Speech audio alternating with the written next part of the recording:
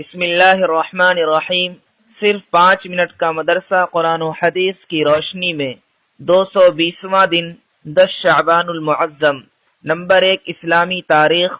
حضرت ابو ذر غفاری رضی اللہ عنہ۔ حضرت ابو ذر غفاری رضی اللہ عنہ کا پورا نام جندب بن جنادہ تھا۔ حضرت ابو ذر رضی اللہ عنہ پہلے شخص ہیں جنہوں نے حضور صلی اللہ علیہ وسلم کی پہلی ملاقات کے وقت السلام علیکم کہا تھا۔ حضور صلی اللہ علیہ وسلم نے جواب میں وعلیکم السلام ورحمۃ اللہ وبرکاتہ فرمایا۔ اس طرح سلام کرنے کا رواج شروع ہوا۔ حضرت ابو ذر غفاری رضی اللہ عنہ مکہ میں مسلمان ہوئے اور واپس آ کر اپنے گاؤں میں دعوت دینا شروع کیا۔ سب سے پہلے ان کے بھائی انیس غفاری رضی اللہ عنہ مسلمان ہوئے۔ ان دونوں کی چند مہینوں کی محنت سے قبیلہ غفار کے اکثر لوگ مسلمان ہو گئے، اور جو رہ گئے وہ حضور صلی اللہ علیہ وسلم کی مدینہ ہجرت کے بعد مسلمان ہو گئے۔ غزوہ خندق کے بعد حضرت ابو ذر رضی اللہ عنہ مدینہ آ کر حضور صلی اللہ علیہ وسلم کی خدمت میں رہنے لگے۔ آپ صلی اللہ علیہ وسلم کے انتقال کے بعد شام کے علاقے میں چلے گئے اور حضرت عمر رضی اللہ عنہ کے زمانے تک وہیں رہے۔ وہاں کے لوگوں کا دنیا کی طرف میلان دیکھ کر انہیں دنیا داری سے روکنے میں سختی کرنے لگے۔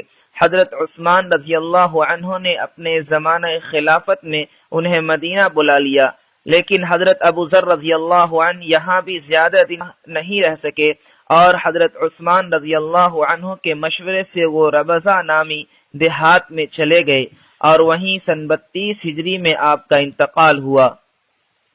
نمبر 2 حضور صلی اللہ علیہ وسلم کا معجزہ۔ جنگ بدر میں صحابہ کے حق میں دعا۔ رسول اللہ صلی اللہ علیہ وسلم جنگ بدر میں 313 یا اس سے کچھ زیادہ صحابہ کو لے کر نکلے اور دعا کی، اے خدا، یہ لوگ ننگے بدن ہیں، کپڑے دے، ننگے پاؤں ہیں، سواری عطا فرما، بھوکے ہیں، کھانا دے دے۔ اس دعا کا یہ اثر ہوا کہ جب یہ لوگ واپس لوٹے تو ہر شخص کے پاس 1 یا 2 اونٹ، کپڑے اور کھانے کی چیزیں موجود تھیں۔ نمبر 3 ایک فرض کے بارے میں ہمیشہ سچ بولو۔ رسول اللہ صلی اللہ علیہ وسلم نے فرمایا، تم سچائی کو لازم پکڑو اور ہمیشہ سچ بولو، کیونکہ سچ بولنا نیکی کے راستے پر ڈال دیتا ہے اور نیکی جنت تک پہنچا دیتی ہے۔ نمبر 4 ایک سنت کے بارے میں وضو کے درمیان کی دعا۔ رسول اللہ صلی اللہ علیہ وسلم وضو کے دوران یہ دعا پڑھتے تھے، اللہم اغفر لی ذنبی ووسع لی فی داری وبارک لی فی رزقی۔ ترجمہ، اے اللہ میرے گناہوں کو معاف فرما اور میرے گھر میں وسعت اور رزق میں برکت عطا فرما۔ نمبر 5 ایک اہم عمل کی فضیلت۔ والد کے دوستوں کے ساتھ اچھا برتاؤ کرنا۔ رسول اللہ صلی اللہ علیہ وسلم نے فرمایا، نیکیوں میں بہترین نیکی یہ ہے کہ آدمی اپنے والد کے دوستوں کے ساتھ اچھا برتاؤ کرے۔ نمبر 6 ایک گناہ کے بارے میں دین کے خلاف سازش کرنا۔ قرآن میں اللہ تعالیٰ فرماتا ہے، ان خیانت کرنے والے لوگوں کی حالت یہ ہے کہ لوگوں سے تو پردہ کرتے ہیں اور اللہ تعالیٰ سے نہیں شرماتے، جبکہ اللہ تعالیٰ اس وقت بھی ان کے پاس ہوتا ہے جب یہ رات کو ایسی باتوں کا مشورہ کرتے ہیں جن کو اللہ پسند نہیں کرتا، اور اللہ تعالیٰ ان کی تمام کارروائیوں کو جانتا ہے۔ نمبر 7 دنیا کے بارے میں دنیا کی زندگی کھیل تماشا ہے۔